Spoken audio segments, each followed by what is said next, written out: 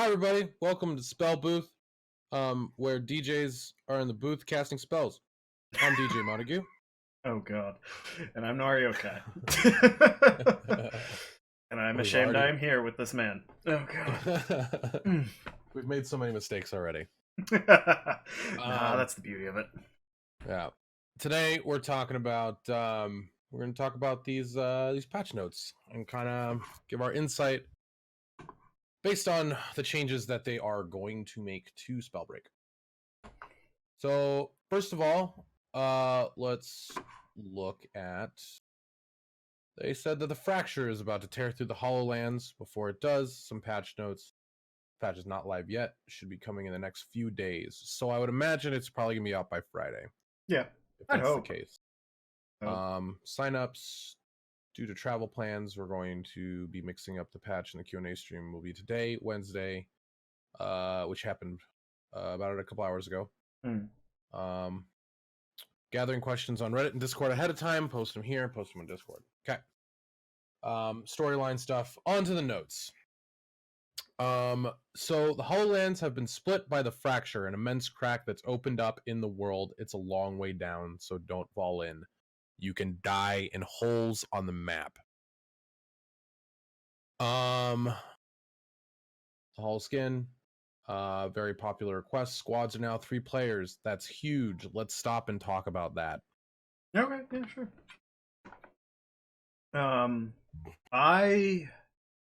Well, you're the one who read it, so. You want me to go first? Yeah, you go first. Okay. While I agree, I think this is a cool feature. It's a bummer that the game is at such an infancy that we've split the player base into 2 factions now, as opposed to 3 with solos, duos, squads. I have a duo partner. That's my boy right below me now. Oh, yes. I was on the right yesterday. Yes. So it's very much we accommodate our schedule to play together. Trios, we're adding a person in there. We have Hash and Shaz, but they're a duo. So what happens now? Kind of I don't want to split that up, and if I get on late, they're going hard in the paint. These guys are going for number 1. I'm not catching that. Maybe I will with, Marcus and Oswald or Light. Light has life and is assure you. That's kind of difficult. Like a lot of yeah. Exhilarate's another person. Croc has a team. We forgot to thank Croc yesterday as well. I forgot to do that. No, we did. I mentioned it. Where? Okay.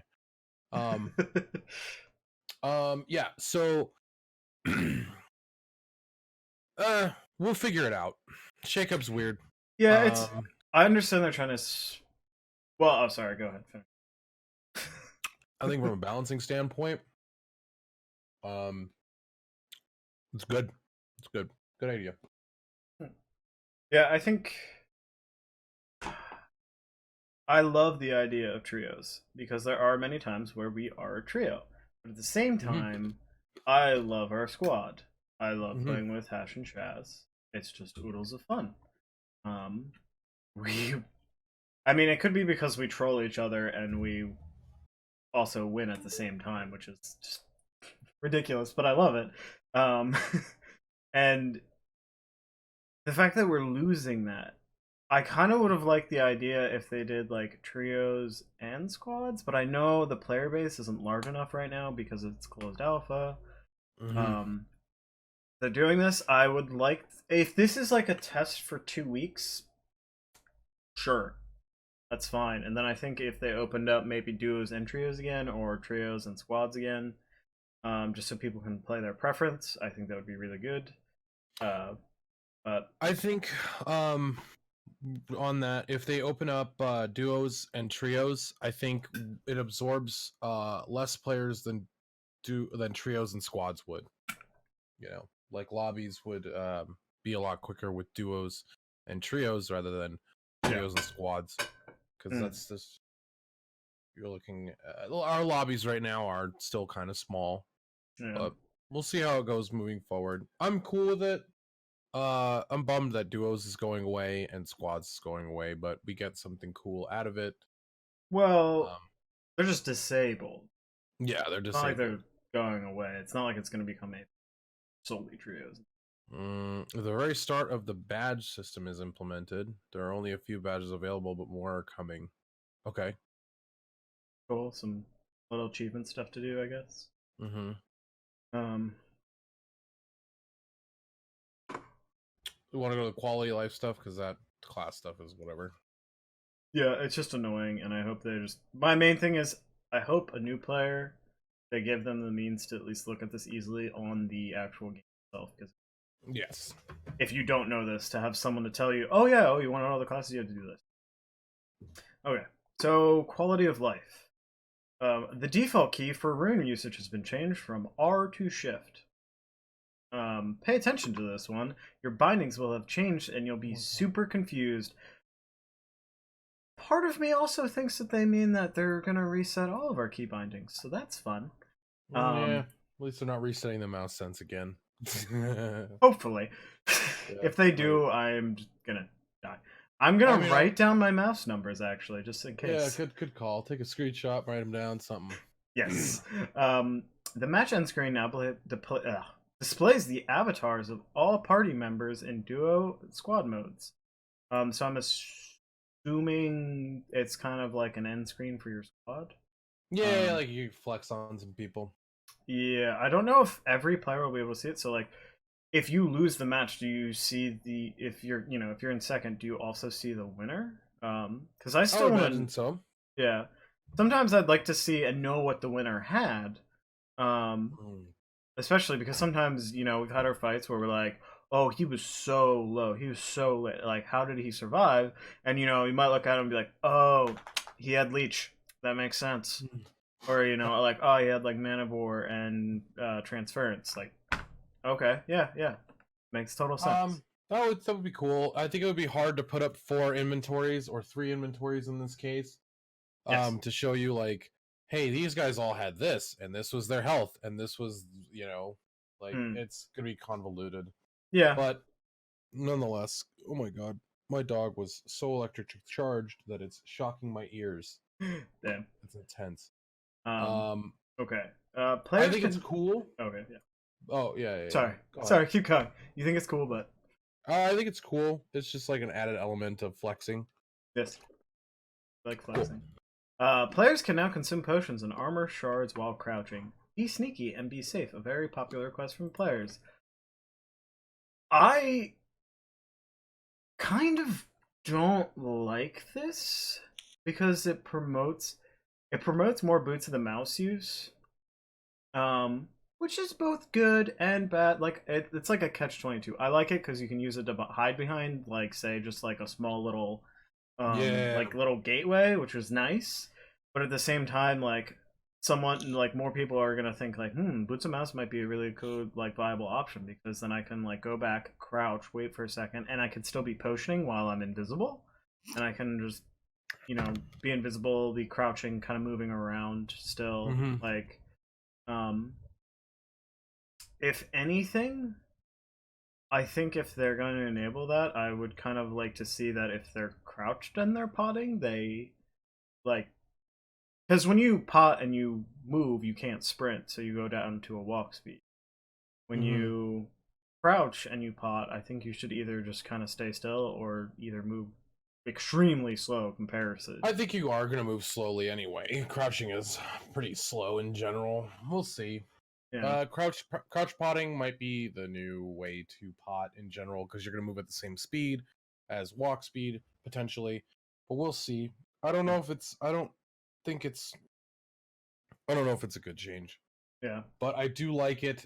I don't know if it's a good change specifically because mouse is in the game. Otherwise, I think that's a great change. Yes, wholeheartedly.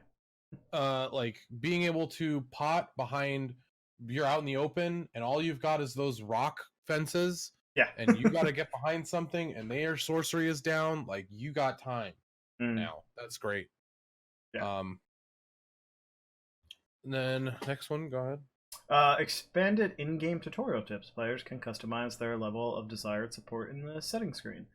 With the expanded tutorial tips, it's nice to be able to turn them off and on as you need. So now you can. Cool. I think it's cool. I'm curious how customizable they. It might be nice if, like the tooltip to use a potion. If you could select that on and off, like if you say like, tell me when to use an armor or tell me when to use a healing potion, so it's on my screen so I know I'm not full. It might be nice because I won't lie. There's sometimes I'm running and we just finished a fight. I was looting up. I got some nice new loot. I'm feeling good. I just like kind of forget to heal for like 30 seconds until I look at my health. I'm like, oh, I'm low. I should heal. And Remember, sometimes Nori's tired a lot. this is true. But So, sometimes this happens, and these things happen. So it would be nice if I could like have it customizable. So just those are the only 2 notifications that go up. yeah, Cool. I like that. Okay. Let's go into balance changes. Hovering and jumping. Very hot issue in the community right now. We're adjusting some numbers around how characters move. We're making things a little faster and less punishing while you're casting in the air.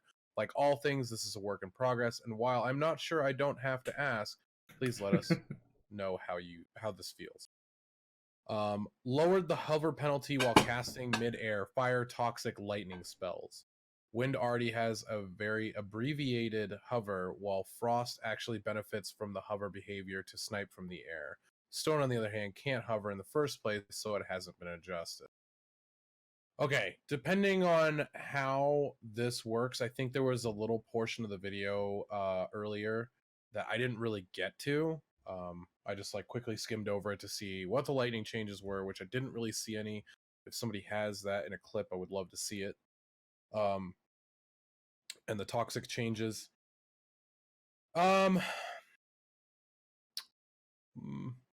Good. I like it in the means that they're making movement more consistent in this game, which is absolutely needed. Yeah. There's too much variability in the movement. If I'm at the peak of a jump and I take a shot, I am stuck for a half second. It That's punishes, scary. yeah, and it punishes those fire, toxic, and lightning users very well. Where I get to use jumping advantageously as a frost user, because of the way the mechanic works. You can jump, hover, take the shot, and then just drop like a rock. Yeah, adjust your speed, force others to take more risky jumps, make jumping more consistent, so our aiming and tracking isn't complete bonkers when a very good player adjusts his jump 3 times in a row like that. Like that's important. That a good player will be like, I'm at the peak of my jump, I'm not going to take the shot until like a 1/10 of a second later so I can move. Or when people are just firing off shots that don't know how to play the game, and they at the peak of their jump and they're like, why am I stuck? Why am I not moving? Like that's important.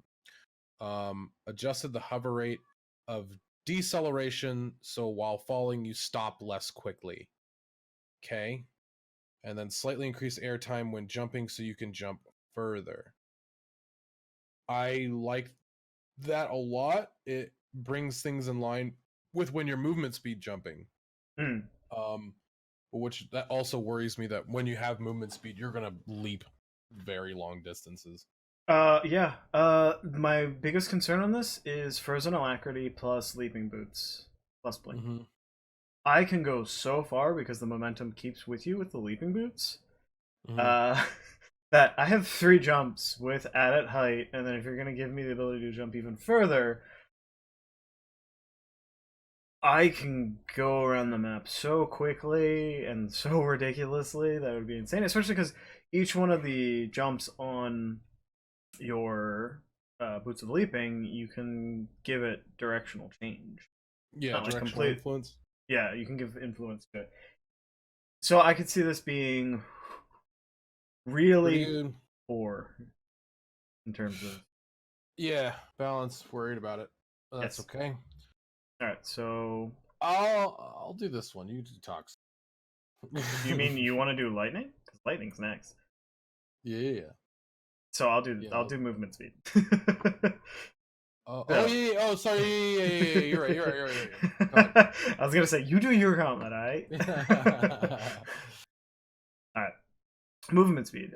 We've smoothed out some of the weird speed incongruities, so you should no longer have to play in odd ways to achieve maximum speed via strafing or jumping around backwards. Increased strafing base speed from 300 centimeters per second to 400 centimeters per second. Increased backward movement speed from 300 centimeters per second to 350 centimeters per second. You can no longer strafe or move backward while jumping faster than strafing on the ground. And you can switch movement directions more quickly now. I kind of like all those changes. I think it puts everything in a more ballpark range of speed. So you're not talking about these massive differences. Because I'm assuming forward speed is probably around 450 centimeters if you're just base. I actually don't know the specifics though, and I should look it up. But obviously, before the backwards and strafing were the same speed, whereas moving forward, you're always just going to be faster. So the fact that you can't, I think movement speed's actually like 600 centimeters per second. oh, it's that fast. That actually makes sense. That being said, if you're putting these two in a close proximity, it helps out, especially since you can no longer strafe or move backwards while jumping faster than strafing on the ground. So I'm assuming I want to test this out to make sure about it, but I'm assuming the way I read it is basically when you jump in the air, you can't strafe as easily with just like the directional controls. You can switch the movement direction more quickly, but I'm assuming you can't travel as far as if you were just strafing on the ground. I would say like this changes if you are holding just D or A, this changes that, but if you're holding WD and strafing that way, like that becomes a different ball game. I think WD strafing will be obviously infinitely better than just strafing in general, which it kind of is what it is at the moment anyway. Like being able to move forward, you're moving so much faster forward than you are backwards or strafing. This helps with just not taking shots while trying to strafe back and forth. That's good. I like it. I like all these movement, hover, jumping changes. I think it adds elements to counterplay for shots in the early game, and good. No, your favorite part? My favorite part. The lightning gauntlet has been quite the lightning rod for player feedback. After toning it down somewhat in the previous patch, it didn't quite move far enough, so we're continuing to make adjustments to it. The lightning bolt spell projectile spread bloom now increases over time the more you cast. The first shot in each burst is greatly reduced spread, however. Single casts or tightly controlled casts will be relatively unaffected, but frequent casts will be much harder to hit, especially at long distances. So what I think is important to see is I haven't seen what the bloom looks like. I haven't seen what increasing your cast speed bloom looks like. So Dexterous Amulet, Behemoth Amulet, Nimble Amulet are all definitely up in the air for me, but I don't really use those amulets in the first place because I don't like machine gunning people. I like the outplay potential with a lot of the amulets in different aspects. I like mana, and I like lower mana costs. I like having bigger clips, potentially higher damage per clip is important to me.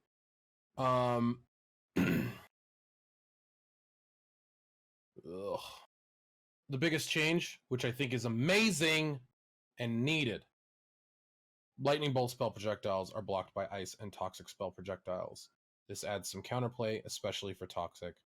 I'm scared of the toxic one because there are so many projectiles that are getting shot at you. It is a wall because there are now 10 shots instead of 4. Which we'll get to. So I think the counterplay potentially, you just shut down that gauntlet if you're using toxic, can happen if you're Yeah. smart. And the rate at which people use toxic currently is crazy considering Dragonfire. Mm-hmm. So that's my biggest concern. And I'm hoping when it says now blocked by ice, that doesn't mean just one shot, because before, when I would shoot at someone with lightning, sometimes my ice shot would get blocked by one of their projectiles, and then I wouldn't get any damage. And it was just one of their projectiles that I hit. Then both of their projectiles hit me, and it was the most frustrating thing in the world, because I think if you're going to have a peppery style uh, gauntlet that's just, shooting lightning bolts out, um, my frost should go through that. I understand fire canceling it. Yeah. Like, that makes Um, sense, but there's an instance where it was me, Oswald, and Marcus in a squad game, and Nori, Hash, and Chaz were playing, and there was some BM involved. Hash downed Marcus or something like that, and then went over teabagged. I killed Chaz. No, I killed you first, but there were 2 shots of yours that got canceled by my projectiles, and Chaz was down, yeah, but I was the last one up. You had, it was like 30 some health? Yes. Something like that? Yeah, you had 30 some health. I shot 2 frost shots at him. Both hit dead on, but because he was shooting out his lightning, the lightning stopped it, and it was just, I didn't realize it at this point, and that was just like a week ago. I hadn't really been paying attention to lightning blocking frost shots. Yeah. And I just happened to notice it then because it was a sweaty fight, because it was against DJ. So it is important. So yeah. in that situation, we go back to that. In that situation, I now potentially lose that fight, which kind of brings lightning back in line with things it should not do. Countering lightning bolts is kind of important because there wasn't one in before. Yeah. So I like it. I'm mad that I lose that fight now because that was hype. But that was a hype fight. So now to the toxic. Yay, lots of. The toxic spell has been at various times tremendously strong, very weak, inconsistent in its behavior, and more. We've made some pretty big adjustments to smooth all this out. This should not only make the toxic spell stronger, but also more consistent from both an attacker and a defender's point of view. The toxic spray spell now shoots 10 projectiles instead of 4. Blah. Its damage calculation has also changed. It is now applied upon different thresholds being reached of the number of projectiles that hit a given target. For all weapon rarities, the thresholds are 1 projectile, 3 projectiles, 7 projectiles, and 10 projectiles. These thresholds are additive with one another such that you'll get the damage of all the thresholds you hit, not just the highest one. The new damage numbers are as per follows. Common 1, 11, 31, 45. Uncommon 2, 14, 36, 52. Rare 3, 16, 39, 56. Epic 4, 18, 42, 60. Legendary 5, 20, 45, 60. E.g., the legendaries will do 5 damage if at least 1 projectile hits, 15 additional damage, so a total of 20 if at least 3 hit, another 25 if at least 7 hit, and finally an additional 20 if all 10 projectiles hit. So the maximum unbuffed damage of a legendary poison spell is 5 plus 50. 5 plus 20 equals 65. Note that this means the same amount of damage is done whether 5 or 6 projectiles hit the target. Okay. I think this is good because it gives a little more leeway to the random spread of toxic. I think adding these more projectiles gives it a good spot for actually using it a little more mid-range and still being able to put out a decent number of damage. If you just need to get a hit off. There have been times where I had like frost in one hand and toxic in the other, and someone would be moving really fast around, and I'd be like, "Oh, I only need to hit him one more for like 10 damage. So let me just toxic him, and I'll throw toxics at him, and the 4 projectiles and the way they randomly spread, each random spread is just going different ways. They don't have a single one that goes into the center, or at least like always fairly Sometimes close. they wouldn't. Yeah, so I missed 4 toxic shots, ran out of mana, and then the dude got away, and then I had to spend a bunch more time trying to catch up to him, and then finally killing him. So I think this gives it a little more mid-range play, which is good. More consistency. Yes, and as you talked about with the counterplay for lightning, it's kind of scary because you have this big wall of toxic in close range, at least. Or I'm very curious if people learn to time this right, if they're getting shot at, and technically I've seen this too, where toxic shots also block frost, which also makes no sense to me. What's the likelihood if people see someone scoping them down, they just wait a second, and as soon as they see the shot release, especially since crack shot got nerfed, like you're just gonna quickly throw toxic, and that'll probably just block it. Like, especially if it's a quick wall, like you might be able, if you're really good and you're really in depth with this and you really spend some time, you could probably learn how to block these shots relatively easily with toxic. That's my only major concern. I personally believe that of all the gauntlets, lightning is the only understandable one that toxic should be able to block. I'm kind of worried that we're in a situation that you and I had. There was a game where I had fire gauntlet and you had a lightning gauntlet, and we're both aiming at the same dude, and you canceled. We canceled each other's shots, not you specifically. We canceled each other's shots. Oh, you mean when I had the frost? I had the frost, you had the fire. I took sorry. I took a shot from an angle, and then you were there, and we were both going in to hit, but our 2 shots collided and canceled each other out. Yeah, and we were gonna hit. That was 100 damage to that person. We ended up killing him anyway, but it's one of those situations where in a fight, if I have a toxic gauntlet now, there's a much higher chance that I cancel his shot. You know, him using frost predominantly, because if I only hit with 7 projectiles and then 2 go right, by the guy, and he shoots and they, cancel out that shot. That's scary to me. Yeah. I think at high level, toxic is going to be scary. I think these are good changes, but still kind of worried that toxic is going to go in the direction of better than stone in your offhand for me personally. Yeah. I use lightning, stone, and then my gauntlet switch is wind. My other concern with this is toxic already has a very strong sorcery.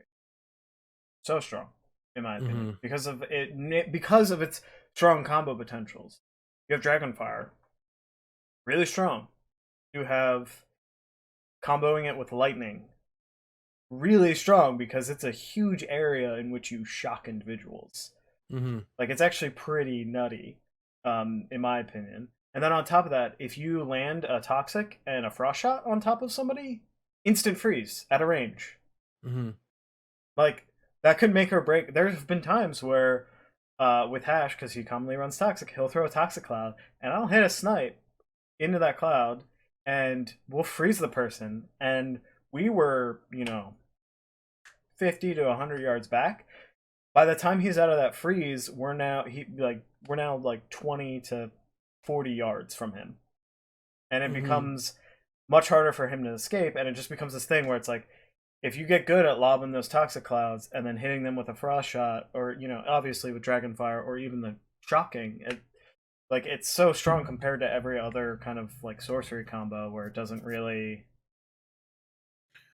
You're saying now the spell becoming better makes the gauntlet more viable than it already is when the sorcery is so good, right? Yes. Okay. I'm Okay. saying it already has the strongest sorcery and highest DPS up close. So I feel like they should have done something to make, like, obviously the spread and everything sucked, and mid-range with it sucked. I like the idea of increasing that mid-range gameplay, but all these potentials plus having one of the best sorceries just makes it really scary, because I feel like toxic is just going to be something you always want to have. regardless of what. Like, even for me, like, it would be good for me to run because I can freeze people from a range with it. You know, anyone who's running lightning, really good because you can shock people from it. Anyone who's running fire, really good because you can dragon fire. Like, yeah, it makes the gauntlet better as a whole. I still ease of use, stone and potential damage output in a squad situation. I can hit 3 people. Is nuts. One hit doing 150 damage to a team is a massive detriment. When now we're looking in trios, what's the health? It is calculator. well, the thing with stone 525 health is a team as opposed to 700. But yeah.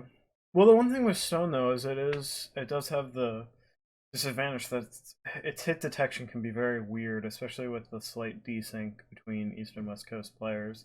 yeah, Where someone looks like they could be hit, but they're actually not hit, which is also occurring a lot, which is also just another issue they fix. right. But I don't so, know. Universal agreement: toxic is good. Yeah, He's good. Going to runes, Wolfblood now shows invisible targets outlined as well. This always felt like it should see invisible targets, but before the recent round of buffs to invisibility, it wasn't a high priority. With Invis on the rise, we wanted to make sure there are some counters for it. Watch out, hiders. Still not a great rune when mobility is so high, in my opinion. We talked about that yesterday. Yes, this is a good direction, but I think Invis should be true Invis.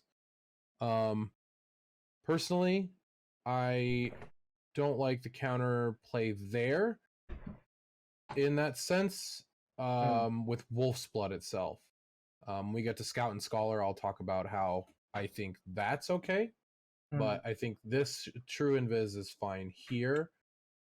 Whereas Wolfblood should be like moving towards targets, moving towards enemies now increases your movement speed by 50% or something insane. Get there. Get that person like onto the target they're trying to track, run after. Now, if Invis is a thing, you could still get the movement speed in that case, but you still as a good player are probably going to see the Invis. It's a lot easier to see than a lot of people think, so. Yeah, you just have to get used to it, especially once you see it. I mean, it's like Heroes of the Storm had several Invis characters, and you can see the only way they went true Invis, where you couldn't see them at all, is when they stood still for a full second, and otherwise it affects it distorts the map. Whereas this game does the same, and you have outlines. Not always is it easy to see, but I don't know. I think, but it's manageable. I like the idea that they're going with Wolfblood, but I still think it needs more. I think the fact every other rune has a movement element to it, and this one doesn't, is bad. Especially with how keen mobility is to this game. They need to add some element, at least something to it that gives it movement. Yeah. You know, whether it be support based, where it's like maybe movement for your squad, or, you know, something along that line. Just giving it any form of movement will just at least make it like an option now. Whereas most people, if they have Wolf's Blood, they're like, nah, I'm gonna get invisibility. I mean, hell, I know some people who are like, Wolf's Blood? Nah, I'm a Featherfall. And Featherfall's pretty easy to track when someone goes up. Yeah, that just kind of shows the fact of how weak Wolf's Blood is potentially. And yes, with the rise of Invis runes, this does have some sort of counterplay, but I still don't think it's. I don't know. I don't think it's that bad, especially for how short Invis is. We'll see how it works in trios. Flight has been significantly changed. Flight now feels and looks much better. I saw the video on this. It looks good. You do have a large trail, which I'm worried about. You had a trail before. I mean, when it wasn't pink.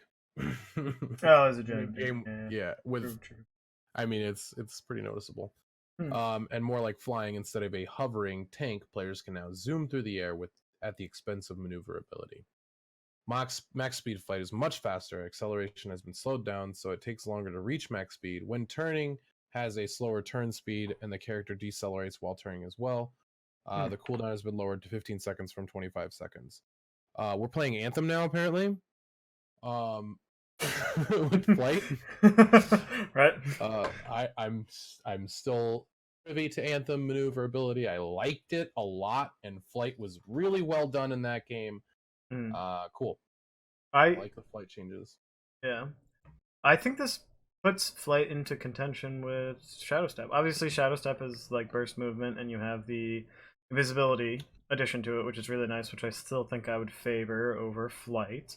Yeah. But that being said, reducing it to the same cooldown length as Shadow Step, 15 seconds, it's pretty low, and being able to move really fast. And high. High. Height is very important. Getting on top of buildings, being able to disengage a fight faster than Shadow Step would. You're still technically in the fight unless you get a good hide off and they don't know where you are. Yeah.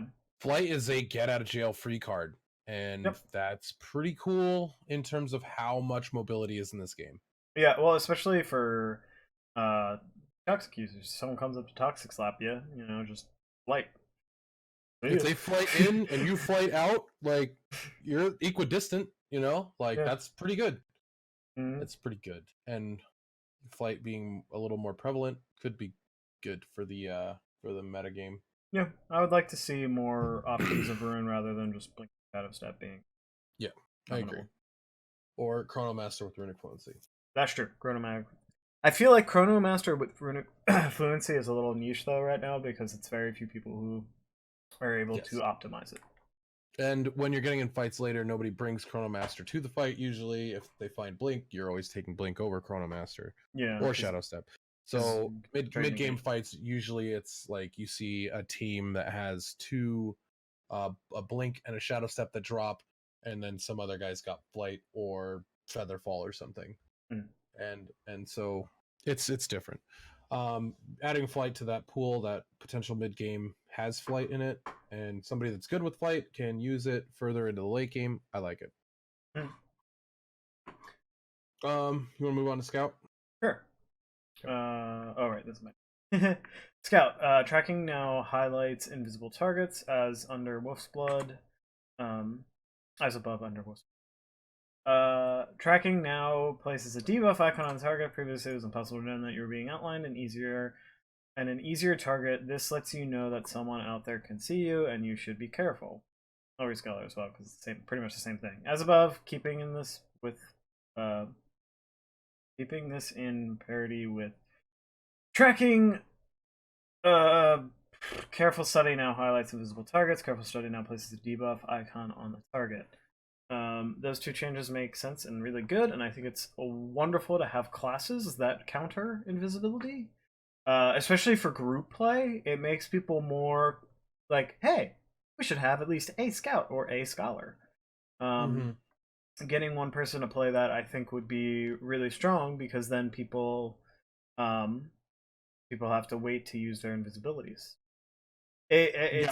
And the other thing too is they have to be conscious about this. They have to be conscious when they get hit. They have to look at the debuff.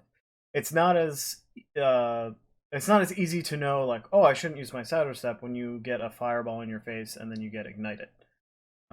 This is more like, I just got hit and I see the icon on me. Personally, I would like them to, if anything, I would like them to add a little glow around your character, yourself. A little, like, I would say glow around your feet. Or around your feet or something. Something visually that you don't have to look specifically for the buff, so that you have the same reactionary response as you would with an ignite. So I have to wait till this is off.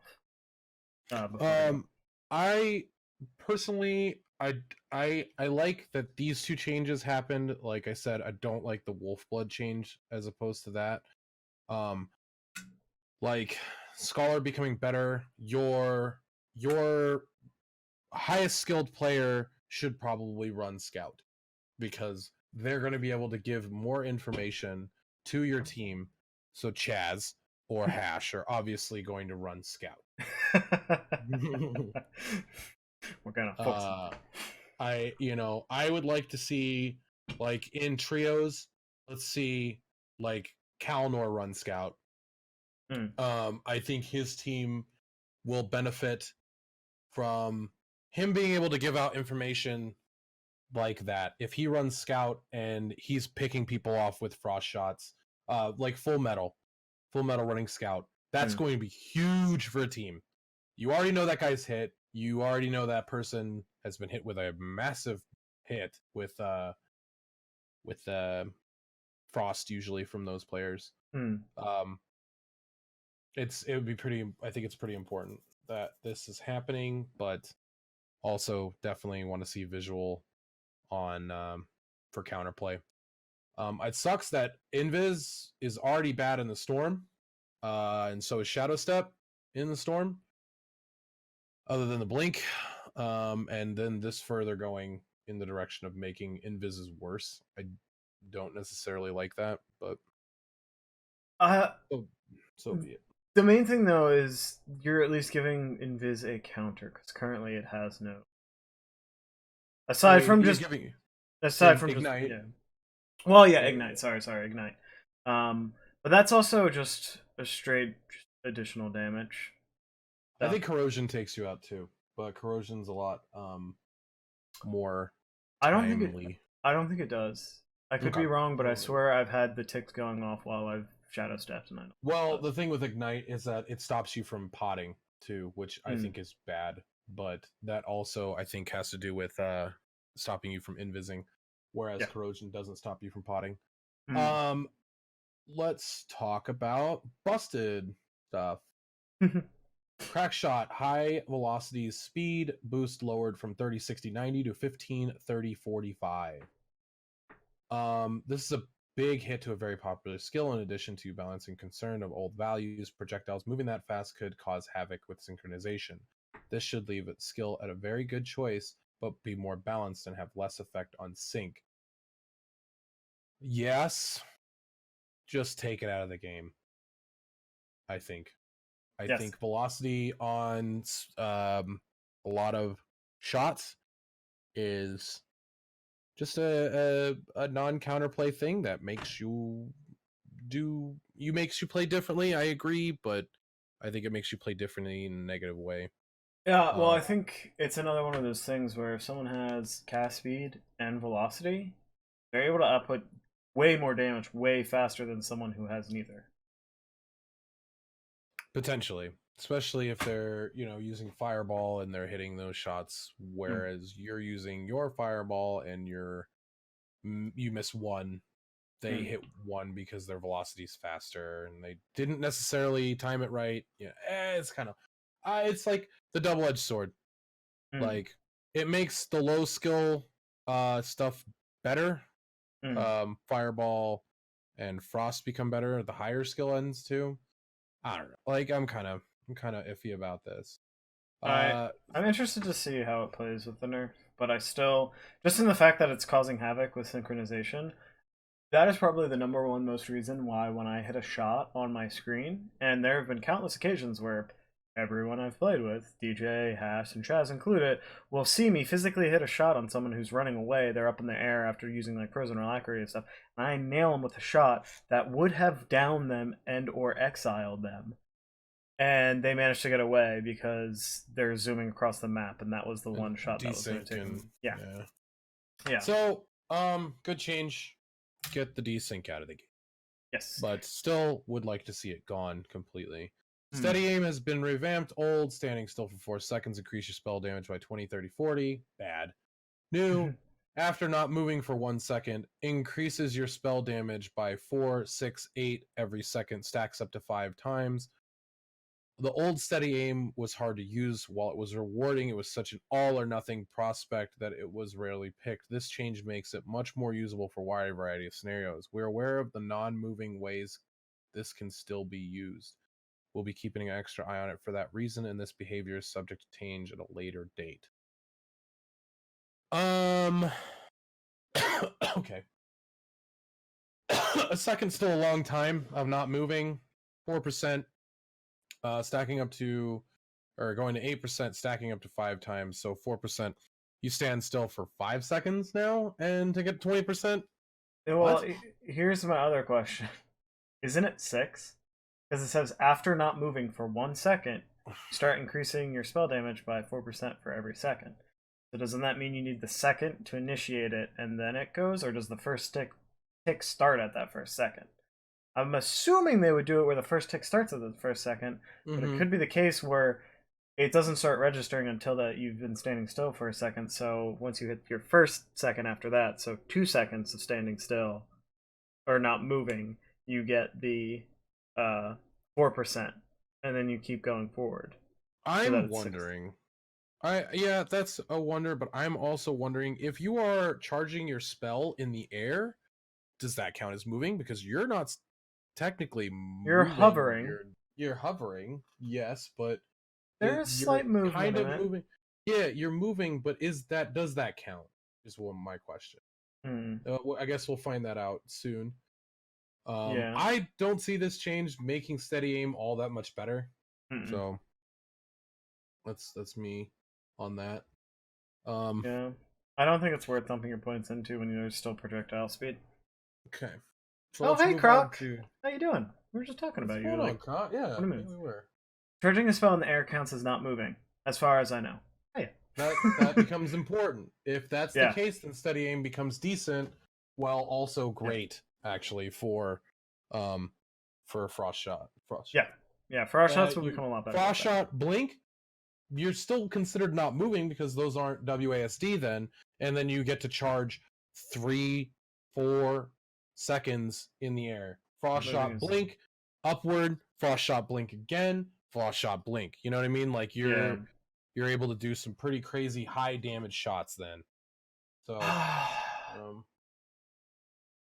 okay. The downside to that though then is blink. If that's the case, WASD is not considered moving. Like as you not hitting WASD is considered not moving. If you get like Runic Fluency or even Behemoth Belt and you have 4 charges of blink, you can easily get this up. And then it just makes frost shots even stronger. Because you're talking about like end game potential. If you have the crack shot and you also have 40% damage, you can do 143 damage in a single shot. That's a lot of damage.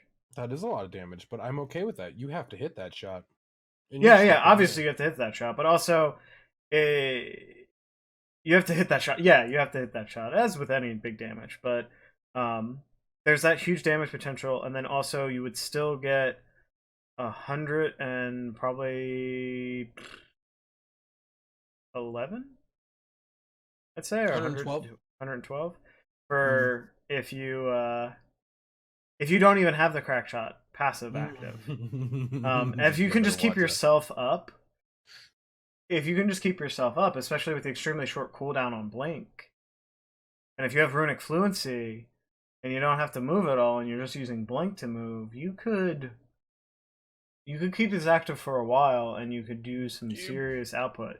You're probably going to keep it active for, I'm going to assume, probably 10 seconds. Which is some crazy damage output, but again, you still have to hit your shots. I think this is counterplay in a healthier standard than it is. This is okay. I think it's way better than velocity. Like in that case in counterplay.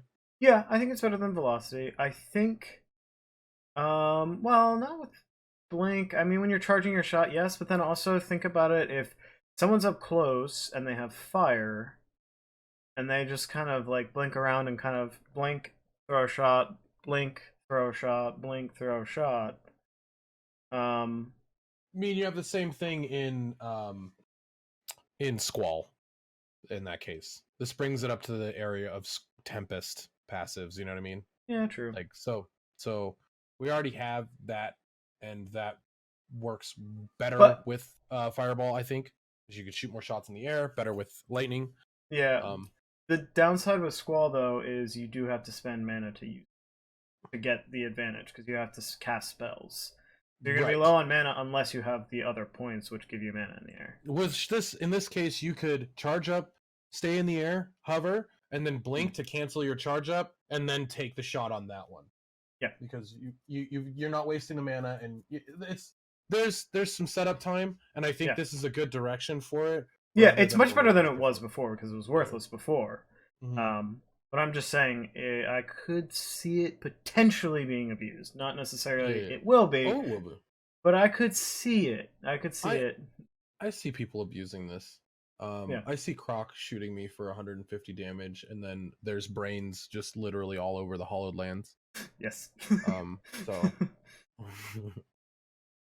um, so let's go. I did Crack Shot. You go into Amulet of Eruption. Okay, Amulet of Eruption, which we can pop to the video on this after too. After a long and winding road, including a super fun stream where we talked with y'all about what to do with the item and testing a few various scenarios, we landed on this. Old, your shockwave can launch you into the air. Really weird and silly. New, It was really bad. Don't worry. shockwaves +2, but you lose 35% distance. Earth shotgun, exactly. And we are gonna swap over to this video, which should be yes, yay. Because it's gonna be awesome, but at the same time, it's both good and bad because it gives you at least. I feel like it's easier to hit people when they're landing now. Let me precursor this real quick. They have some people are speculating that you will not be able to be hit by more than one of the shockwave, which I'm not sure is technically true. Because wind shear you were able to hit by multiple wind shears with Crosswind's amulet. Now, why would two separate instances, these now spread instances of damage, be null and void when you take one hit? You know what I mean? Right. He's got a good point. Yeah, they don't have advanced enough coding. Yeah, like made that point last night. if I get one shot by a stone gauntlet early game, I'm gonna be kind of tilted. I'm not gonna lie. Because if you get hit for 3, if someone's on top of you and they land on you with stone, which I've done multiple times early game, and they hit you for 3, that's 90 damage on a common. Yeah. If you haven't potted or anything yet, you have 1 hit to make your play. Health. You have 10 health. The man can noodle you to death at that point. Right. But we're looking at worst case scenarios, which will happen. They will absolutely happen. Yeah, but they need the amulet, obviously. It's interesting to see. Shotgun shockwave, I like it. Oh yeah. Yeah, whenever you get conflag. I don't understand why they didn't change conflag amulet. What the fuck just happened?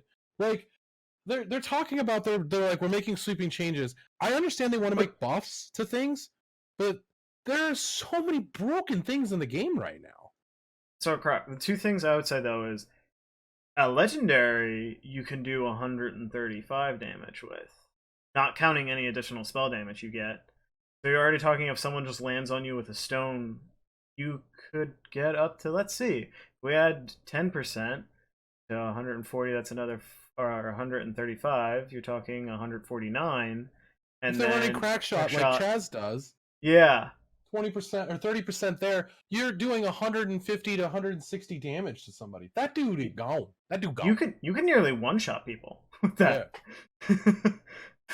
Obviously, once again, you have to get close, but it's kind of in the same realm of toxic. If you just surprise somebody and just stomp on their feet, this becomes scary in trios squads when there's a loot disparity between 2 teams. This guy Chaz has this gauntlet. He invises to your team.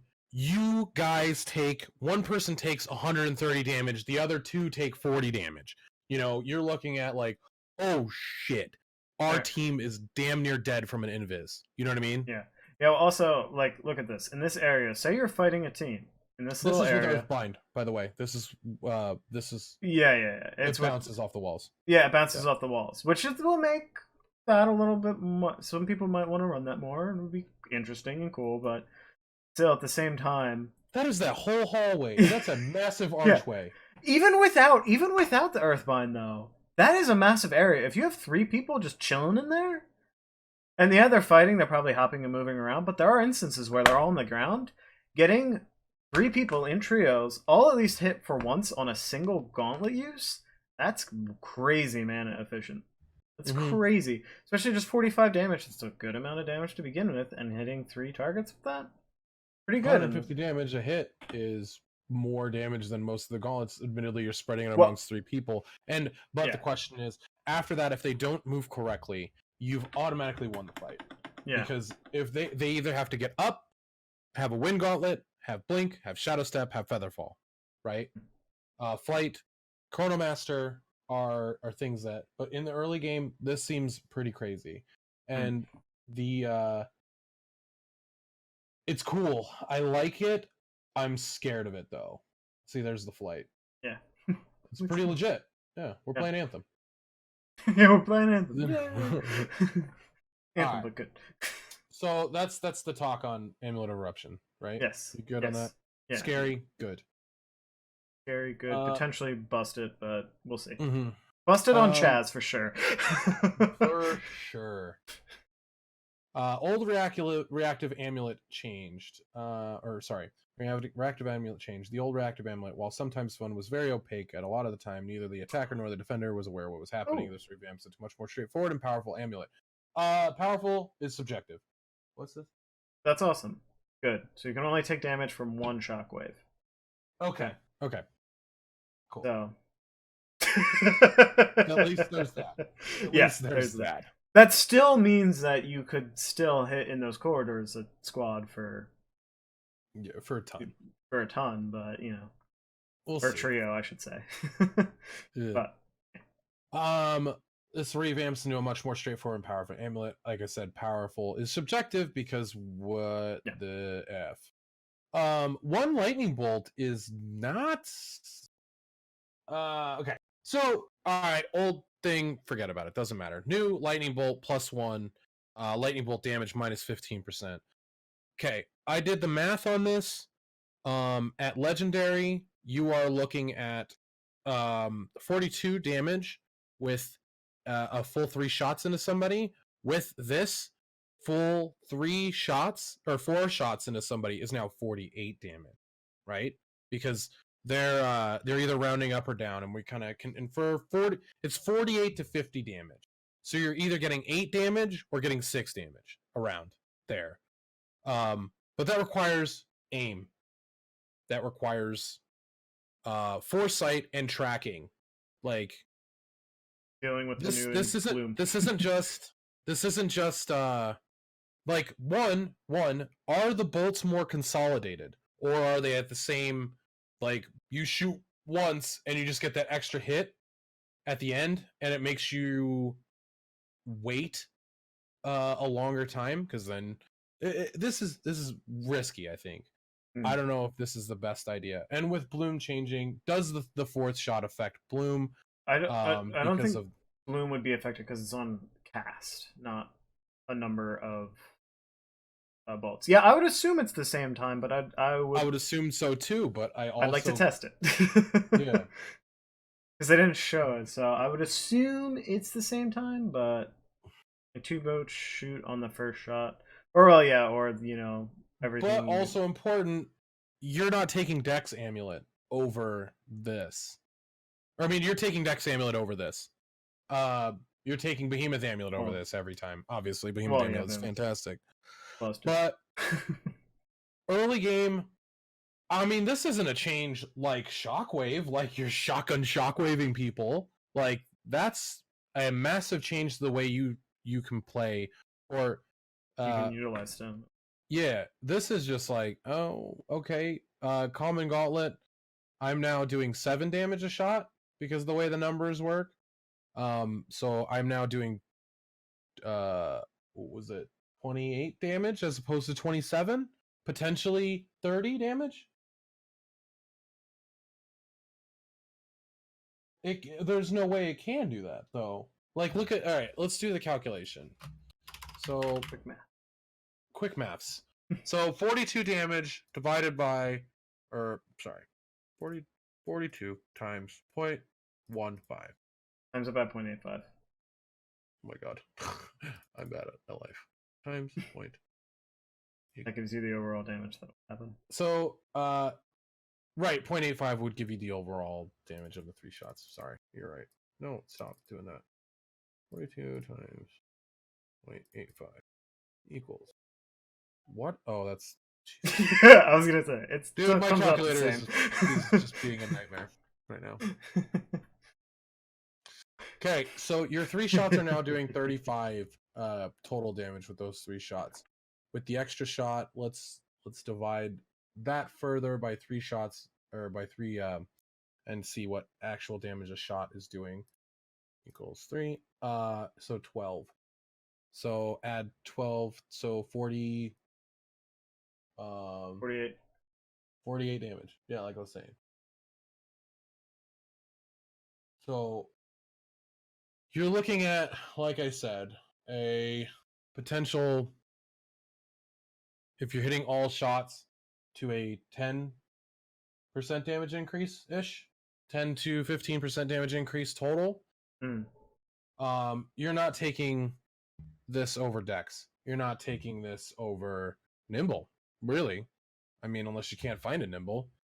Me personally, I might take this over some mana amulets, depending. I don't know, but I don't see this being like they kind of nerfed lightning in itself, and this is like reactive amulet just becomes something, which is, cool, fine. Yeah, I think the thing is it puts it slightly above Behemoth damage, which is okay, I guess. No, it doesn't. No, Behemoth would put it at 46. Behemoth puts it at 48. Or no, 45. You're right. My bad. I'm dumb. We're getting dumb. Sauna Cowboy. Hi, Sauna. What's going on, bud? Welcome back. We're talking patch now. We're like halfway through, I think. We're on reactive amulet now and talking about the damage numbers. Done. Doing some quick maths. I tried so hard to win that fight. It's okay. Oh, I'm assuming you're talking about a fight. Fine. It might be good with Toxic and Ice blocking Lightning now, and Lightning being more RNG. XP. It might be good.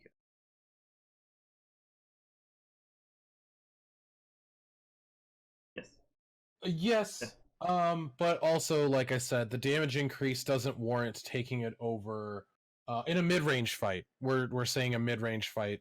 Let's say like over a ravine. Yeah, your average fight. Yeah, it doesn't seem like it's going to make it. You're gonna do more damage over the course of a fight, really. The only with Bloom it's more of an SMG now, yeah. Rather than a mounted turret with 0 Bloom.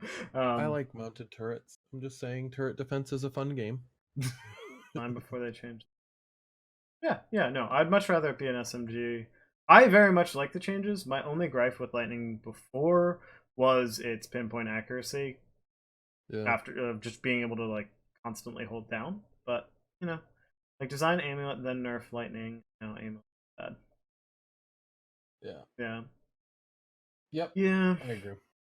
Yeah. It seems like they did change reactive to do this as well. I would like to see no damage fall off. If you're gonna give me an extra bolt, give me an extra bolt.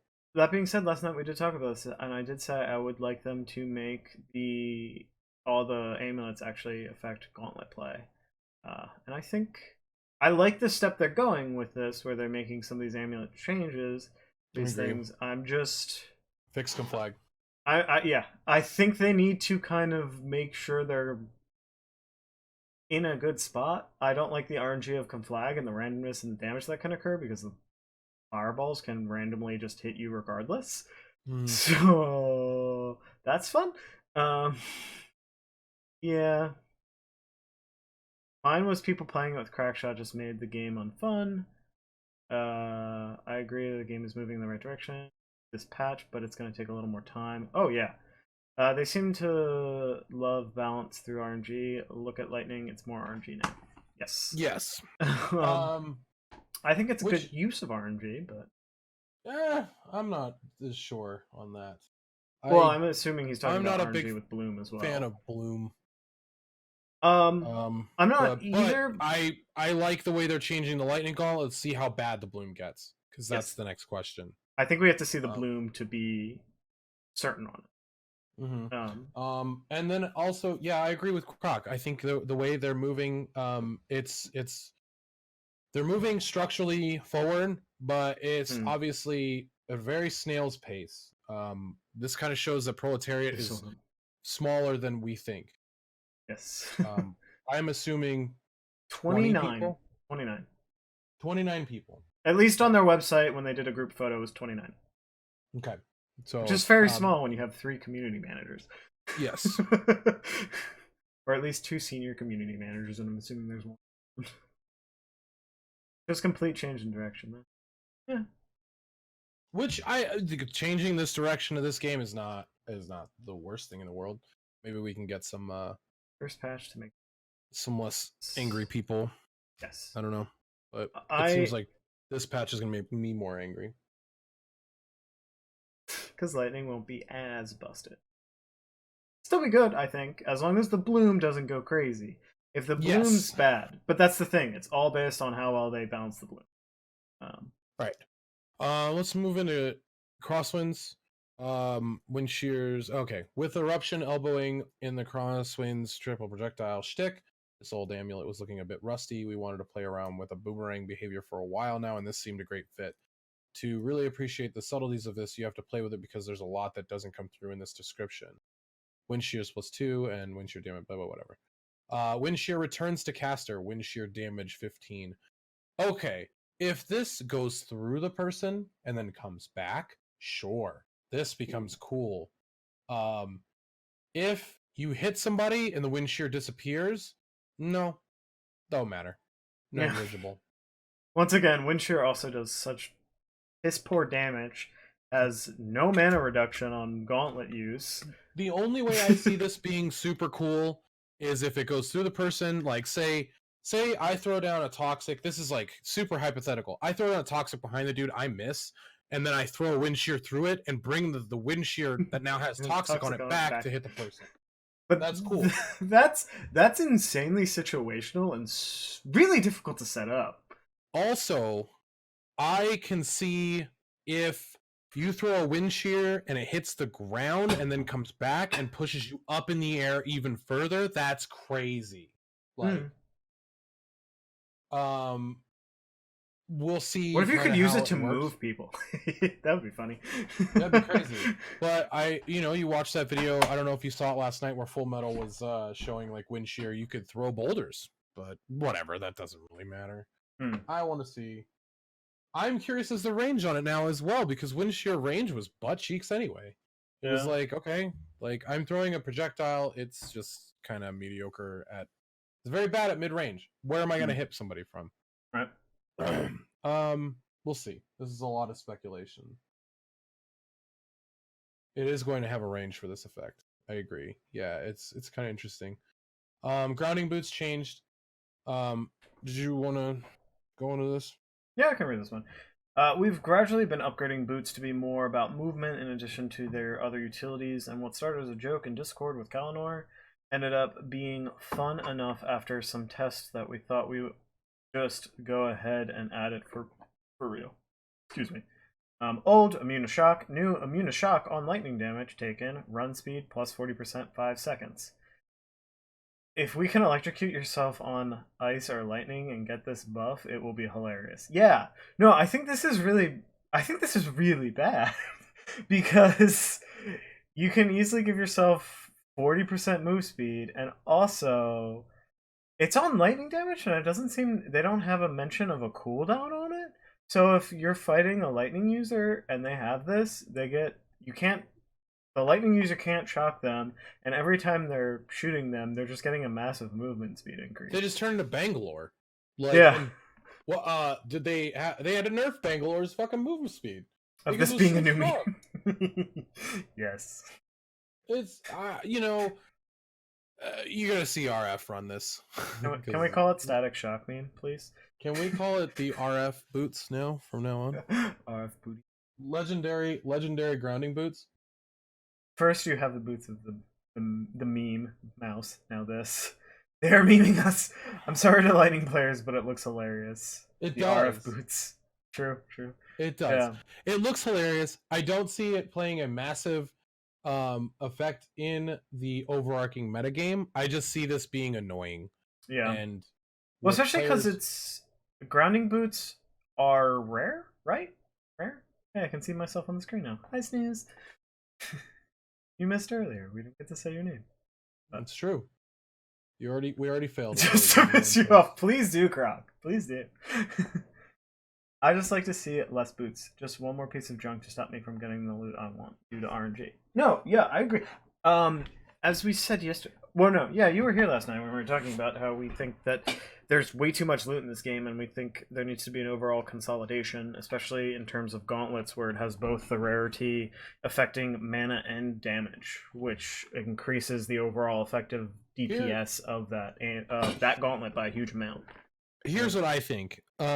This boot can get rid of the immune to shock, and on the lightning damage taken, run speed increased by 40%, and then add spike boots to this. Like, consolidate those two boots. Spike boots now affects like this stuff. Add toxic, like to toxic or rubber shoes. What is it, right? Rubber shoes is the one that you're not affected by toxic puddles. Add you're not affected by flame walls or flame puddles. You're still affected by dragon fire. Obviously, there's no stop to that. But add that into that boot.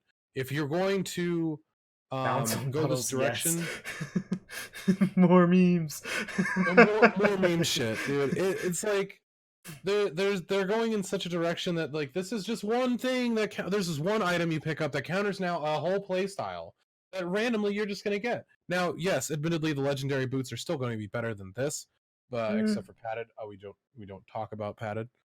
We don't talk. But what? Why? Why do Who we needs turn to characters win into hop when you can Bangalore? toxic hop? Yeah, I know why. Like, it's ridiculous. Honestly, I like the idea of where they're going with boots. I agree. And yeah, why are there no ones in Wells Big Rig? Yeah, there should be fire boots. There's every other type of boot. And I also find it funny, like they with the spike boot changes, where they also added 40% to moving on ice. Oh wait, I have pyro. Sauna, you run pyro. I'm gonna have to leave now. I can't be in your presence. We're just gonna give you a small 6-year ban. It's not a big deal. You should be good. Like I said, 6 years. 6 years, you know, when the game finally releases. 40% run speed when ignited. Yes. Just light yourself on fire. If you ban me, I'll just Phoenix. Damn, he got us. He got us. Yes, I don't. Let's this just I don't see why this change is needed. Bangalore game. I think it's purely just for a meme, and especially just because it's probably a meme to give people a little bit of like laughter after everyone's kind of been hating on lightning gauntlets. I feel like that's where they're going. I don't see this sticking. I really don't. Yeah. Is the Twitch segment after this? I would have liked to really have seen some adjustments. Yeah, they focused on crack shot. That's a good direction. They need to start. But why not bulwark? Bulwark, man. Come on. Yeah, bulwark's absolutely busted in almost every. Everyone... I agree. Less is more. Less is more. When you have a game like Apex that I get they want to have high movement. They want to really make high skill important in this game. But you have a game like Apex where your skill is positioning. In this game, skill can be repositioned. Repositioning your skills is important too. It's just like it's frustrating that there's so much. Yeah, there's so much that not only you need to know and read and be able to be like, this is what my build is to do, but you also have to be able to tell when people have these items. Because you can be like, oh wait, this person has armored. I just did, I did 150 damage to just armor. They have armor belt. Where are those changes? Like, what? I get that this is a good direction, but we're looking at the massive problems in the game. There's one of like 8 that got changed. You know, like or 2 of 8. Let's say Lightning Gauntlet No. has been brought up in priority because people complained about it so much. Like, I get that it's a good change. I kind of agree with it. But there are so many more changes that needed to happen first. Bulwark, Pyro, Crackshot. Crackshot got changed. Bulwark and Pyro are still going to be... Now, they're better because Crackshot's worse. You know what I mean? Like, you live in... Agreed. Toxic is now... will be much more rounded Gauntlet. I agree, but Toxic wasn't bad in the first place. You know what I mean? It was like, they wanted to round it out. Understandable. Well, but there are glaring issues that need to get changed first, I think. I would say that the Toxic Gauntlet itself for doing damage mid-range was terrible. It was god-awful. There was no real great way of using mid-range. It was too inconsistent with its spread. Close up, obviously, it was busted. And the sorcery is just amazing with how well it pairs with Lightning, Frost, and Fire. Like, all of its combos work really well. But yeah. So to touch on what Sana's saying, I actually don't think a lot of classes need a massive rework. I think some of these classes are bad because these other classes are so good. Like, Tempest is mediocre because Bulwark is just naturally a better one to take. Like, you can go Tempest Bulwark. Uh-oh. Oh no. DJ, don't you die. Not again. Don't let your internet do this to me again. And you... Oh, okay. Wait. No. Is he dying? He's like, what?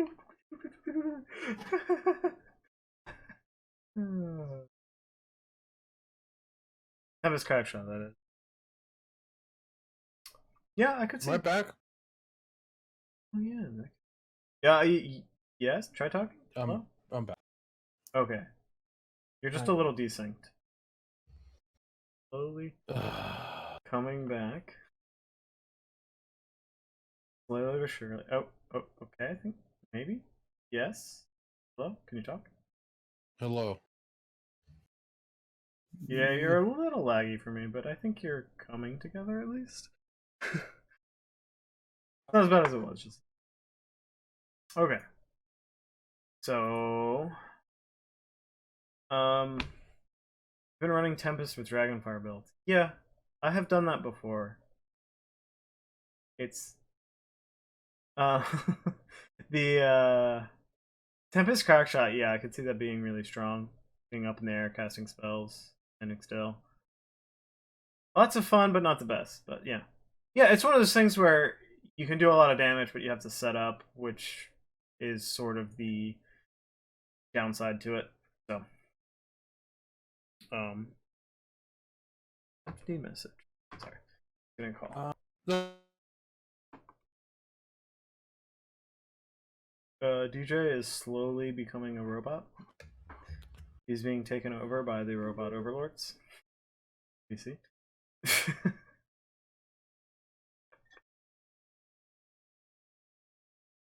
I'd like to see class changes. Your classes change your place. Great. Not just to pick a damage class. I guess so. Yeah.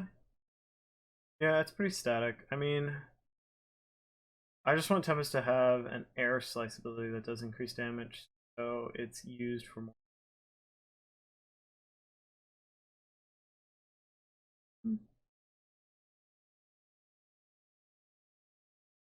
Oh, Squall.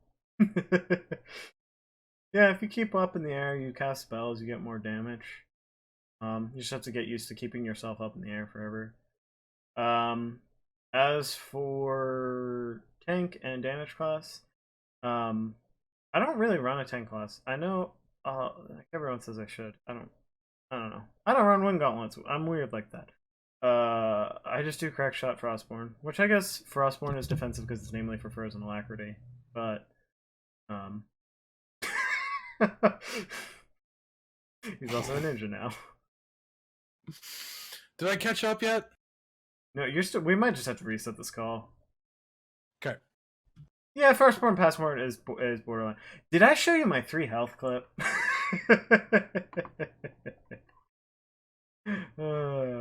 Leave call. Call me, DJ. Call me.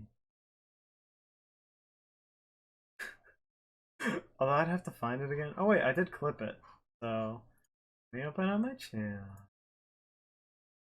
It's fun. Thing is, the classes to me look like they were at one point made. Voice. My back. They're mostly in there. Yeah, you're much better now. Yeah. Oh, just had a recent call. Holy shit.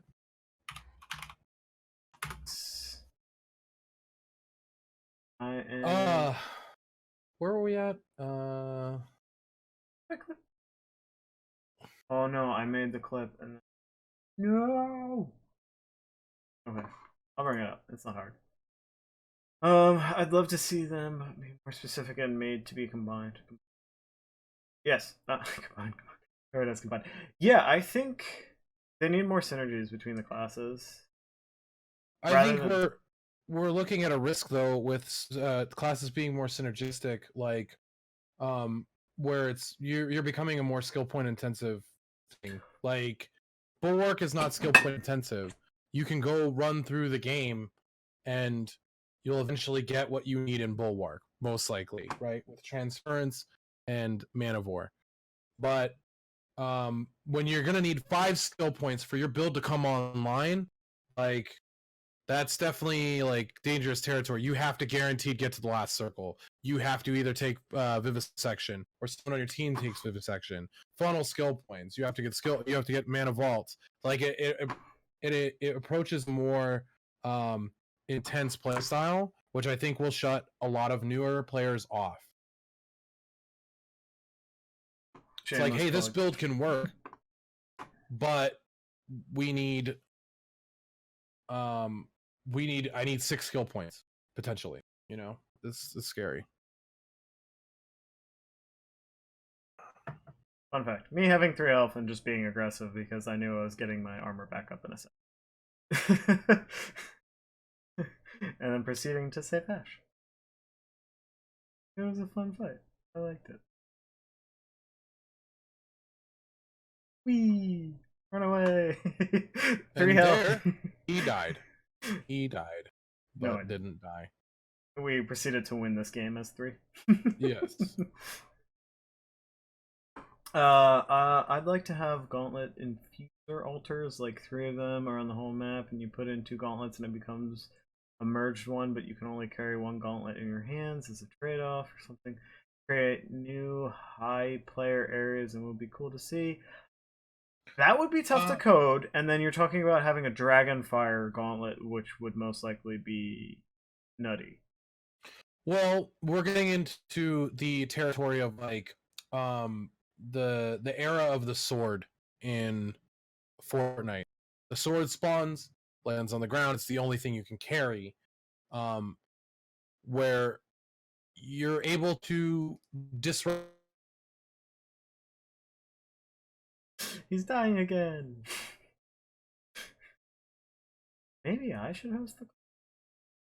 I just don't like how that amount of classes are Jack of all.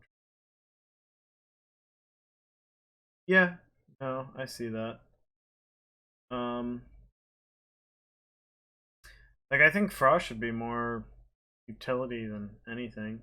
They should tone down Frozen Alacrity for sure. We need the game in such a. You back? Kind of. I think it's my internet more than anything. Okay. Fair enough. I know you've been having issues with. Yeah, I would like to see more like hybridization off of classes rather than just getting like Bulwark. You just get pure tankiness out of it, and it's all very passive. You don't really have to concern yourself with it. You just click your skill point and you're good. Okay, I hear you typing consistently. You look better on the stream at least. Don't lie to me. Don't lie to me on my birthday. It's not your birthday. No, your birthday.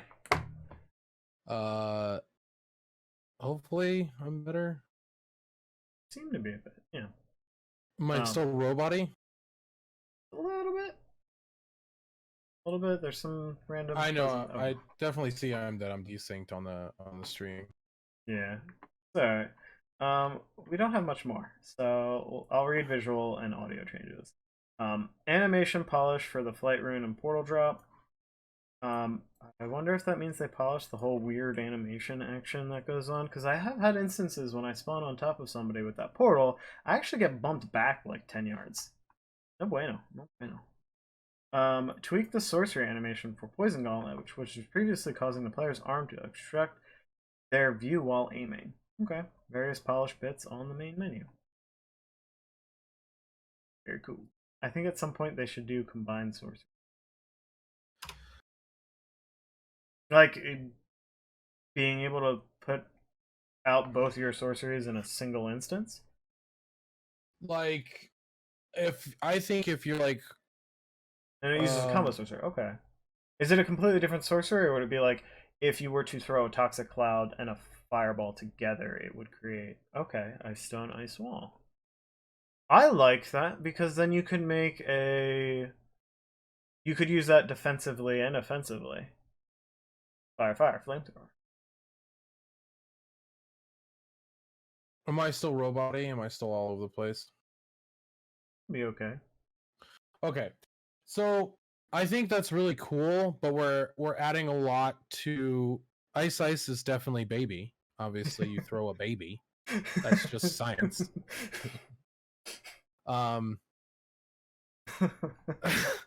Jesus Christ. I think it would be something like, I would like to see, like, while you're holding your sorcery, if you have a corresponding gauntlet, your character like moves his hand over and like holds that gauntlet, and then when you throw it or when you do the sorcery or whatever it is, it's infused with whatever's in your other hand. Like, you hold down a certain button combination, like you're holding the sorcery and then you hit left click or something like that. You know what I'm saying? Yeah. So that's what I would like to see. I think it would be good. It would also just promote a little easier use of combos, which can be a difficult thing for some of the new players to get together with. So yes. But then we're like, once we get sorceries like double fire, like we're getting into a pretty crazy territory. Where like you can use a flamethrower. Well, like, what do you mean? It raises the skill cap with gauntlet swaps? Because you can technically use a sorcery, swap a gauntlet. Like, you could have wind in your main hand, have fire as a swap, and then have toxic in your offhand for the sorcery. Yeah. Hold the sorcery, quick swap to fire, quick use the fire, and then switch back to wind. Yeah. Yeah, it's a huge time investment for a small team of devs. Like, this is... We're theory crafting really cool high skill cap stuff, but we do have to remember we're at the mercy of a team that probably hasn't made enough money yet to really hire on these people that can do this really, really cool, intricate stuff. I'm unemployed. Give me a job, proletariat. Hit me up. I know coding. All right, your boy. No, but yeah, that is an intensive thing to put together. Small fix I'm waiting is on letting me pick which gauntlet I switch. I know, we've been dying to get that. You know, being able to say, like, either just put a quick swap thing in for us or something. I don't know. Just something that lets us swap to our right instead of our left, and vice versa. I think it should be as simple as gauntlet 1. The gauntlet that's in your inventory that's in 1 should switch to your left hand, and the gauntlet that's in inventory 2 should switch to your right hand, or a gauntlet that's in inventory 4 should switch to your right hand. That kind of gives you inventory management positioning, which is interesting to me. But I don't know. We were talking about before this coding and all that stuff, and more potential bugs in the balancing. I think once the core gameplay gets to a point where we're all really happy with where the balancing is, that's when you start adding the cool stuff. But as of right now, they're doing both at the same time because they want to progress their game in a further, more like approachable, newbie friendly way, but they're actually making the game harder. Yeah. So more items doesn't make the game necessarily cooler when you have no idea what's happening to you. So let's talk about the map changes real quick. Yes. From what I've seen, I hate all of it. So that's just me, and I don't know, man. Like, I just don't like the idea of there's something in the middle of the map that you can fall through. That's just weird to me. I've yet to like map change. Yeah. I think like just having a random hole, like if you're fighting a squad and you're just like intensely focused on the fight, you're like, alright, I'm gonna sway a little bit. Like, yes, you should be aware of your environment to an extent, but when there's an environment in the middle of the map where you can just literally fall through and die, yeah, like why? weird. Yeah. Like you could make it so that it's like a breach and it's like rather than it like fall through the earth, like maybe it has like some like bluish voidy glow and it does like maybe a little bit of ticking damage, so it's like okay, you might take like a couple extra ticks of damage, but that's about it. But it's precursoring something that's coming to the earth, like or coming to this like a void class or something, like a void. They didn't have they really didn't have many places that you could just die. Like, if you fell off the map, you know what I mean? Or in the middle of the map. They had places you could use as a jump pad. What if these are caves we're talking about? You go underground. Sure, that could work. What if these are portals and you re-jump? Like, you're like, you know what? I'm losing this fight. I'm going to stand near this portal. If I start losing this fight harder, I'm jumping in and re-jumping. That person now has to jump in there, chase you down, find out where you're going through the air. Like, you're going to redeploy. Like Fortnite with the Rift or whatever. Yeah. That's interesting. That's an element of randomization that we have control over. The fight isn't going your way. I know I'm near this. I can possibly make an escape here. I am now just going to die on the field? What? Why? Being said, there's going to be a lot of funny clips of people just falling off. Yeah, exactly. You're gonna have like you're gonna have a clip where some dude's just frozen alacrity and he's like, dude, I can't actually move enough to get out of this hole, and slam dunk that motherfucker into that hole. Yeah, like Albert from 3-point range. This is gonna be hilarious. Yeah, I think they made it based off of story, but I think the way that they're doing this is a little bit of poor decision. And yeah, Portal does fit in the whole magic theme. Yep. It makes a hell of a lot of sense. And I think even if they did it because like the only thing that this tells me is like the area of the map is just kind of like falling apart. I didn't read any of the lore or the prologue to this. I don't know if you did, DJ. I haven't been keeping up with that. I didn't. But I want to see cool stuff like locations. Like I want to see like a white spire that is like near Fort Halcyon. There's that almost like 3-tiered spire that goes all the way up, and there's an epic chest there. I want to see that turned into something cool, like lore behind that. This is the old white spire. There was a mage school that used to come here to practice portal jumping. So we're adding it into the map. I want to see like near Dust Pool. There is like there could be a fracture. Like there was a massive sandstorm, and there was a chance, or not, like there was an epic mage that hammer fisted the ground so hard that he created a chasm. Like, but you're not dying when you go into it. You know, like that's cool element storylines that bring forth location changes that are cool.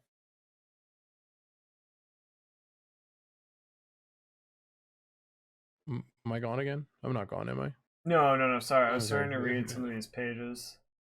The different regions having different architecture to represent different civilizations that living there would be much cooler than areas that are dark, murky, and all sandy. I agree. I want to see actual fully built castles. I don't want to see this whole dilapidated area. Like I like the way the game looks. Further that with your artistic design.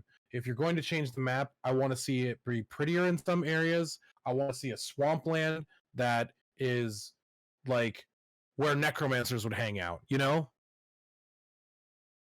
I think the ping system is on their radar, but I also think the ping system is very, very difficult to implement without it being a massive team. You look at like the coverage that EA could possibly have, Yeah, as EA put a opposed to lot of money into Respawn. as opposed to Proletariat, who's independent. Which it's definitely a daunting task to do. I think a simple ping system, like being able to hit the button and mark the area, be like, hey, there is something here. I don't need my character to say something. That's a lot of work. But I think like Fortnite has a simple ping system. As soon as Apex implemented it, they were like, oh, we can put a beacon here with this button as opposed to pointing on the map and hitting the button. I think that's important to have. Give me the availability to tell my team exactly where another team is. Like ping, boom, I clicked my middle mouse button on that castle wall. Oh, there's a beacon over there. My team's looking over there. Oh, I see him. Okay, remove the ping. Like I can quickly give information. That's where I think they should start, and then implement the ping system in a further sense. Oh wait, sorry, wrong thing. So the quick excerpt from the fracture that, like the very first thing, it says book 4, page 38, from the Journal of Garrick, Enlightened Vowkeeper. We were too late. The fracture happened just before dawn. The corruption of Guile has been unleashed. The earth shakes as the world hollows. The feral elements are draining from the lands into the spell storm. What has she done? Like you said, with teleportals, and like if you want to put like a corruption or like a void style theme, you could have used this where these cracks open up and there are means to jump in or redeploy as like a portal, and you get this kind of cool corruption element. You can give it like a red or purple glow, and then you have a way to kind of release a new magic into the world, which I'm assuming would be coming soon, and adding a 6th gauntlet would be cool. But I think you cut out a little bit there. I think you might have to adjust your mic because. But anyway, I agree. I think that I agree with Sana. Like before adding new systems, new gear, new effects, I want to see them get what they have in a better spot. I agree, but that's always going to be about the higher end players. Like we are a very small player base in terms of players that are going to play this consistently 6 hours a day, 7 days a week. You know what I mean? I would like to see them change the elements of the balance first, but I understand that they have to. The new player experience has to be increased as like you said. New player experience could be drastically improved. That should be a focus point, I think, further than even more so in some situations than balance. They have to draw more people if they're going to make money in order to actually develop this game. Yes. If they're going to move forward, I would like to see less changes on the map, less changes. I mean, the map originally, from what it was before, was pretty bare bones. There wasn't a whole lot going on. It was just about mechanics. It was just basically like you're at a playground and you're learning the. They've added a lot to the map that I think is somewhat in the right direction for it. Halcyon is cool. This fracture, I do not think is cool. Is what I'm saying. Yeah, I think since they already updated the map the last update, I don't think they need to update the map every time. I think what they need to do and they need to focus on is hitbox registries for just things in the world. There's so many times I'm walking through a doorway and I walk into a wall that isn't there. Sometimes I jump. I do not pass this wall. I have to walk backwards and jump over it, whatever is there. And then there's also those little portions in the castle walls where there's little checkered castle things where you can hop through them rather than little kind of fence things or whatever they're called. And I'll just hit into a wall when I'm jumping through that, and then I'll fall all the way to the ground after I just spent a few hops trying to get onto these little things. And it just it frustrates me. And it makes me want to always have a wing gauntlet. I know I should have, but at the same time, I'm like, no, I'm good. I just want to be able to hop around and scale the castles in the way that they intended to with jumps, and it's fun. Right. And that's just one of the situations where they're looking further into the coolness of the game rather than the balance of the game, and that's early stages as well. Yeah, they're You know, like, I like that they're trying to make appeal, get more people to come hang out, watch hmm stuff. It's cool. Love I you mean, guys. those screenshots that we use for our backgrounds of this are dope. Like the game looks beautiful, and the interactions look gorgeous. Like we're already at a standpoint where people, yeah, I think it makes the new player experience worse. Like with these river fracture danger zone, it makes falling off a bridge without a wind gauntlet much worse. Wow, how's a person that's stepping into this game supposed to know that wind gauntlet is a rocket jump? Unless you're watching a streamer. Like my roommate does not watch streamers. You know, he plays video games maybe an hour every day, maybe. You know what I mean? He looked at this game and he's like, "This is too much. I'm just gonna play Apex." You know, like, Yeah. where's the appeal of the entry level player? You know, um, and Well, it's scary. even like Shroud came, went into this game, and he, like, people were like, oh yeah, like, read the tutorials, read all the items, like, learn everything about this, and he's like, no, I'm just gonna play, because, you know, it's usually what he does. He just plays because And most he's BRs are shooters, because he's really good. But there was so much intricacies to this, he went and got wrecked by people who've been playing it for, you know, months at this point, because I they mean, were he in had a few good NDA. shots, but you're looking at yeah, Chaz doesn't watch streamers at all, but Yeah. he hit a few good shots, but also we're looking at just the standpoint where yeah, even vets of the industry are scared to play your game because it's so intricate. Hmm. You know, Yeah. I only watch good ones. What do you think of players defending streamers when they play the game? Are you talking about how, like yesterday, Cypher there was some people who were just randomly defending him to get him to the end and stuff like that? Or I honestly just need to think, how does this affect new players before implementing new crap? Agreed. Agreed. I agree, Sana, wholeheartedly. Yeah. I think this has to be a number one priority moving forward. Yeah. While I'm glad keeping, they're listening to the community, but they also need to realize about new players as well. see, I'm super scared. Yeah, we don't have enough players playing yet, but maybe it could be easier for newbies. I'm scared it takes the fun factor Yeah. out of, like, if there's ranked lobbies for trios, um, in the future where we have a similar ranking system to Fortnite, where us as a trio, we each have individual rankings. We probably are going to play together anyway, but Hmm. um, moving forward. Wait, Chaz typed that in my chat. Yeah, I I know. just realized. Weird. I saw you respond to Chaz. I'm like, Where did what? he type um continuing on that. You have a ranking system. Sweat lobbies are going to be crazy. Like and they're going to be long queues, and Yeah. they're going to push off veterans, and we're going to go back into the regular lobbies where there is no ranking, and we're just going to stomp all over new people that are trying to learn the game. These When people that are learning the game, you look at a player pool of how many people play League of Legends, how many people do you think actually play ranked of the player base? of the player base, I'd probably say probably like 40% tops. It is somewhere around there. I think it's 30 to 40% of people actually play ranked. Most people play casually. They play free play only. But then you have a massive disparity of massive skill gaps, where diamond players are playing with bronze players, and people are just like, "Oh, well, I don't know what I'm doing, but it's free play, so it's okay." Hmm. Is it though? I'd like to see a very simple MMR system. If you're new, you just keep with new average players, they need to implement that when this goes open. When this goes open and there's enough players to do this, an MMR definitely needs to be put in place. As With of the skill now, gap of this game, yes, absolutely.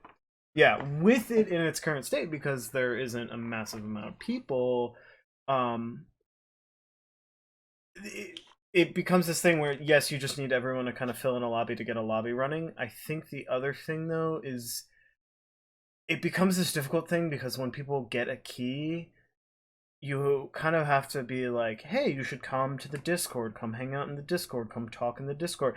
Like, this is one of those games where it's very much like you have to promote going and searching for people to like help you out. Like when people come to my channel and they ask me questions, or in a DJ's channel and ask them questions, or anyone else who streams, most people are very much happy to be like explaining like, oh yes, Wind does this, you can combo Toxic with fire and get Dragonfire, and, you know, go through details on all this stuff.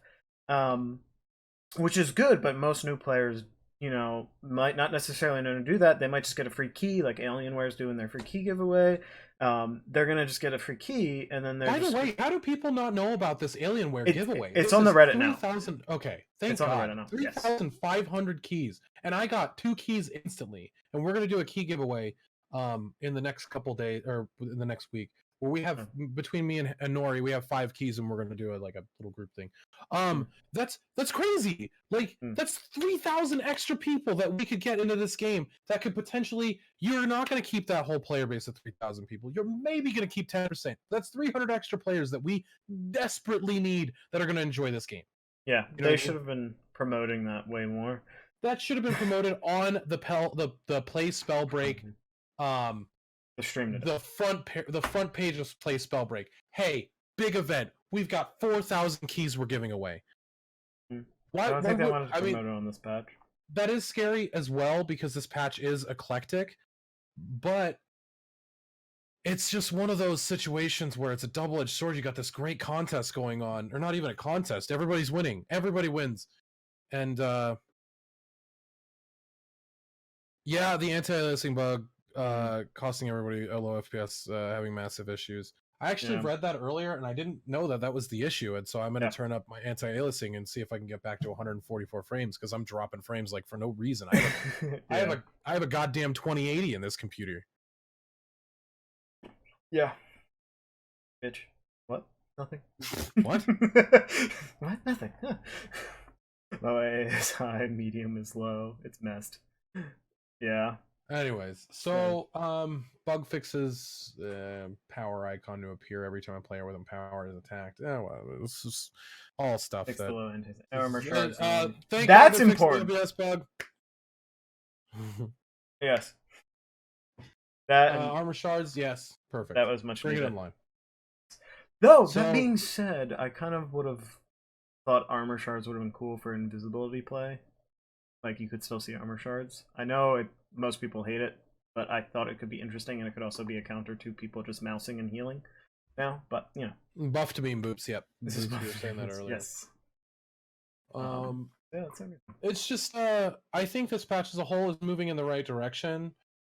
To a certain extent, save the fracture. The fracture to me, fracture could be done at a later date and could have been implemented a lot cooler with a cooler with more time spent. Yes. And add locations first. Give us new places to explore. Give us new biomes. Biomes, yes, new biomes. Even just changing the biome of the map. Like I was saying, imagine like I was thinking like, oh, this event could be something like some like Ragnarok dude comes and, you know, blazes the entire land so everything's charred and like has like fiery embers to it, and it changes the way everything looks and feels, which is cool. Obviously you could have issues with graphical stuff, and it's a massive change.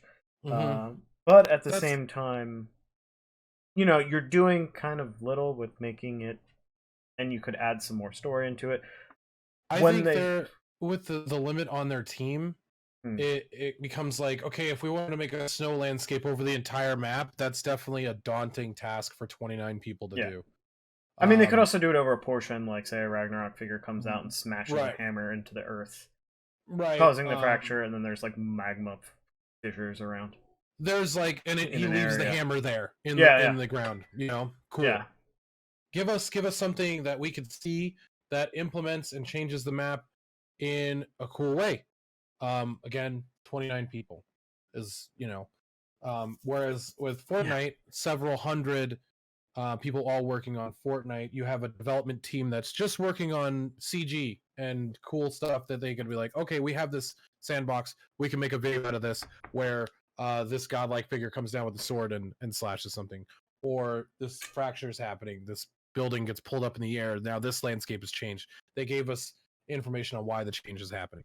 I just think that without really having the implementation of a story-driven thing in the client, this change is negative also with that. Because I don't know about the storyline. I should go back. Here's to a team without Chaz, what the hell? Also, thank you for the bits. Holy hell. You are awesome, dude. That's actually amazing. Chaz is the best, and he is a God Rock player. Never forget it, anyone, okay? Never forget. This next patch, beware of Chaz. So, I think we've kind of gotten off topic of just the patch notes in general, but these are ideas of what's going on in the game. Yes. Like no, but this is kind of what I was hoping for the Spellbooth. By the way, Sana, I know you were here last night, but we finally came up with the name we're going to call this Spellbooth.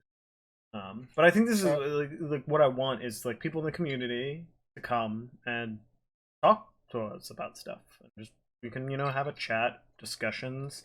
Hopefully, maybe Proletariat can get in on it someday. Maybe we can make this good enough to also get maybe people in Proletariat in on this, and then we can have we could also have people who also stream to come in and just talk about stuff and their thoughts and views on things, and maybe there are a lot of people that I'd like to talk to and do special guests with. Yes. But I also want to promote positivity. Yes. I don't want this to be like a witch hunt where, you got one dude that's like, I'm throwing shade here. Like Spellsy's got that channel. Metashift is important. They do that as well, and you can go on his show and you can do real talk stuff. We're looking at a more positive community growing show. Yeah, in my opinion. Yeah, I mean, we should always constructively. By the way, like I was talking to Gordon, and I was like, I would love to go on Metashift and throw shade all day. That'd be fun. Give my actual thoughts as opposed to me trying to be positive all the time. Well, I think we still need to be constructive, obviously, but we can't. Absolutely. We don't want to immediately discredit something just because of our anger towards it. Like, if I were to say Phoenix Rebirth, you have a gut visceral reaction that makes you want to destroy the world, but that's fine. Yeah. Oh, hey, there's Hash. Yeah. Hi, Hash. I think we're good on this episode. I'm gonna get my stream set up. Okay, yeah, sounds good. We're gonna switch over to actually playing. Oh, Hash is here. I gotta go. Of course. Let's switch over to start Fragging Noobs. Oh yeah. All right, so now we're time to get into some games.